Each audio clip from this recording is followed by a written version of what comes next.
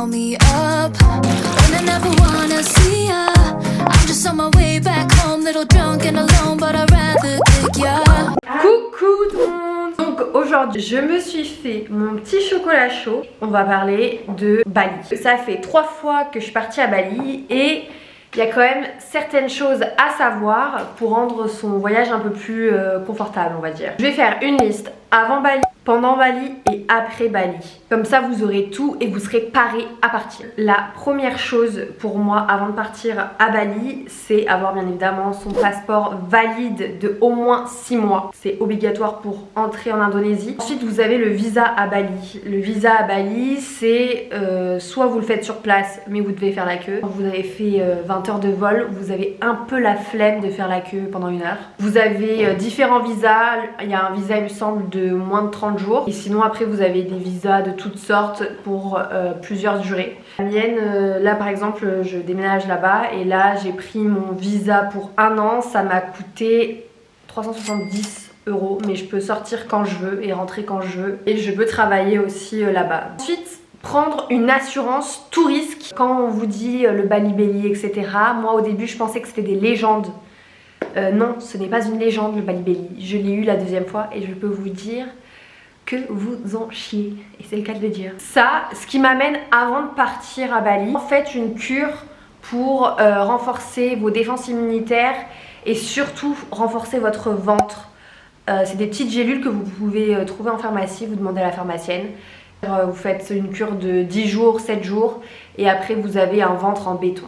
Bon, budgétez votre voyage avant de partir bien évidemment parce que ça peut être pas cher Bali mais ça peut aussi être très très cher. On se dit ah ça c'est pas cher pour ce que c'est mais en fait ça plus ça plus ça plus ça vous allez voir que en fait si c'est cher. Moi par exemple je prends mon riz et mon poulet caramel, je crois que ça me coûte 8 €, un truc comme ça, mais en vrai du coup c'est 8 € plus 8 € plus 8 € donc ça fait 3 fois 8 €. Donc ensuite prévenez votre banque les amis que vous partez à Bali parce que moi j'avais pas prévenu ma banque et du coup en fait j'ai annulé plein de Gojek. Donc le Gojek c'est une appli soit pour recevoir sa nourriture, pour commander un trajet. C'est super bien comme appli. Bref, donc du coup je faisais qu'annuler mes trajets parce que ça prenait trop de temps et du coup ils m'ont bloqué ma carte bancaire. Après aussi ce que je vous recommanderais avant de partir à Bali, c'est de se faire un compte Revolut parce que vous avez des taxes quand vous payez avec votre carte bancaire.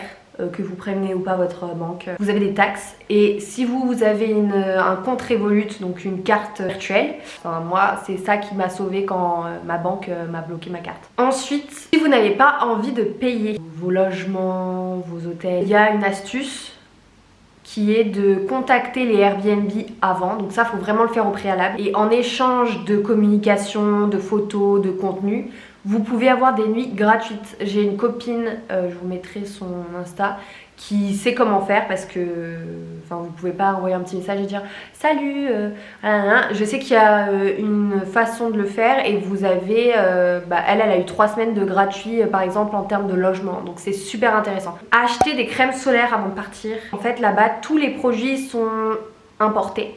Donc en fait vous payez super cher. J'avais acheté une crème solaire et je l'ai payé 35 balles et c'était une Nivea normale, 30 ml. Prévoir une trousse de pharmacie. Je vous recommande, des fois vous pouvez avoir mal à la gorge à cause des clims etc. Donc c'est important d'avoir une petite trousse, même du désinfectant, je sais pas, vous vous coupez etc. On sait jamais, faites une petite trousse de pharmacie, c'est toujours mieux. Faites avant, soit pendant. Moi je sais que je le fais avant parce que j'en trouve des moins chers. Achetez des bonnets en satin et vous allez me remercier en fait. Vous allez me remercier. Mes cheveux étaient dans un état catastrophique. C'est-à-dire que je prenais les Gojek, etc. Mes cheveux à l'air libre deviennent très secs. À la fin de mes pointes, c'était de la paille. Je mets mon bonnet en satin. Déjà, ça vous protège. Genre, admettons, vous sortez, vous êtes fait un brushing. Le bonnet en satin va préserver du coup votre brushing. Quand vous prenez un Gojek, des fois, il y a des endroits où vous êtes obligé de mettre le casque. Donc, vous mettez votre bonnet en satin et ça va pas toucher la sueur des gens, etc. Parce que souvent, ils vous prêtent un casque. Donc voilà, ça vous protège de ça. Vous en prenez 3-4. ou 2, en vrai ça peut suffire selon le temps que vous restez. Prenez des bonnets en satin, vous me remercierez, et vos cheveux surtout me remercieront. Donc si vous êtes une meuf qui prend beaucoup de photos, des vidéos, etc., soit vous faites un tri avant, donc avant d'aller à Bali. Acheter un disque dur externe, c'est pas mal parce que du coup vous pouvez vous débarrasser de toutes les photos, prendre énormément de place et c'est tellement chiant quand votre téléphone vous dit out of stock. Là je vais vous faire la liste pendant le voyage à Bali. Donc quand vous arrivez à l'aéroport, là je vous donne tous les tips. Quand vous arrivez à l'aéroport, vous prenez votre carte SIM. Je sais qu'en ville, il y en a des moins chères. Peut-être que vous pouvez prendre, enfin c'est pas peut-être, mais vous pouvez prendre une carte SIM pour genre, je sais pas moi, 2 jours, un truc comme ça. Et après, vous allez chercher une carte SIM en ville et ça vous fera moins cher. Vous déplacez soit en Grab, soit en Gojek, qui sont moins chers. C'est Gojek qui est la plupart du temps le moins cher, mais toujours vérifier. Donc c'est 2 applications et sur ces applications, vous pouvez commander à manger dans les restaurants, faire vos courses et commander vos trajets, que ce soit en scooter ou en voiture. Là, bon, à l'arrivée de l'aéroport, vous allez prendre une voiture normale avec les valises, mais après, vous vous déplacez qu'en Gojek, genre, en scooter. Vous vous déplacez pas en voiture parce que sinon vous allez mettre énormément de temps. Et si vous voulez faire, je sais pas, l'aéroport d'Enpasar à Canggu, c'est 10-15 €. Mais ne tombez pas dans le piège des mecs qui vous attendent à la sortie parce que là ils vont vous allumer clairement au niveau des prix. Ensuite, ne jamais boire l'eau du robinet, mais ça je pense que vous le savez, ni les glaçons. Faites toujours très attention parce que le Bali Belly se chope comme ça, par les aliments, par l'eau. Et il peut même se choper par bactéries, genre je sais que moi j'aime bien avoir un petit désinfectant dans mon sac. Voilà. Toujours regarder les avis Google avant d'aller au restaurant. Ensuite, quand vous arrivez dans votre Airbnb, je vous conseille de filmer pendant la visite pour montrer qu'il y a tout. Parce que la dernière fois, en fait, nous on a pris un Airbnb et le mec nous disait qu'on n'avait pas rendu le double des clés, sauf qu'on n'avait qu'une clé. Et le mec il a dit oui, vous l'avez perdu, alors qu'on n'a jamais entendu parler de cette clé. Bien, qu'est-ce que le mec il vous dit? Voilà, je vous donne telle clé, parce que sinon après vous allez devoir rembourser des choses que vous n'êtes pas censé rembourser. Ensuite, toujours avoir du cash sur soi. Il y a des magasins qui préfèrent du cash, des Gojek aussi. Prendre de l'anti-moustique parce que vous pouvez attraper, je sais plus comment ça s'appelle. La gale? Non, c'est pas la gale.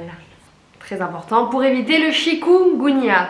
Voilà, ça c'est pas des logs non plus, c'est vraiment réel. Et bien évidemment, j'imagine bronzer. Alors, le bronzage c'est entre 10 et 15 heures parce que la tombée du soleil elle commence vers 16h30 et à partir de 6 heures il fait nuit. Et après votre séance de bronzage, vous vous hydratez bien la peau parce que en fait, ça c'est réel, c'est de ma propre expérience, je ne me suis pas assez bien hydratée et j'avais des espèces de rides au niveau de la poitrine, vous savez les traits là comme ça que je trouve affreux. Donc on fait pas comme moi, on s'hydrate bien après chaque séance. Pour tout ce qui est cheveux, vous avez des petites gélules qui sont trouvables en pharmacie ou dans des supermarchés. C'est parfait ça pour démêler les cheveux et pour bien les hydrater. Utilisez tout, huile, démêlant, et si vous pouvez acheter un filtre là-bas sur place pour l'eau parce qu'elle est tellement calcaire que vaut mieux quoi. Si vous êtes une personne à tendance à avoir de l'acné, ou si vous allez en avoir probablement sur place à cause de la pollution, l'humidité, enfin bref, la chaleur aussi, ça peut vous faire une poussée de boutons. J'en avais là et ça faisait super mal, je peux vous le dire. Donc je achetais des petits patchs anti-boutons sur place, ça va, je crois que ça c'est pas si cher que ça. Évitez les parfums parce que j'ai des copines qui mettent des parfums etc, dont une qui est partie après au soleil après avoir mis son parfum, ça lui a fait des taches. Ensuite on fait bien attention aux singes si vous allez à Ubud parce qu'ils volent vos téléphones et après vous pouvez leur dire adieu. Ensuite, ma liste après Bali. Il faut toujours continuer à bien s'hydrater parce que votre peau elle a quand même, vous l'avez fait bronzer, vous l'avez fait cuire, donc on hydrate à fond, que ce soit la peau et les cheveux d'ailleurs. Trier, sauvegarder vos photos, etc. parce que ça prend énormément de place. Et voilà. Je pense que c'est à peu près tout. Voilà.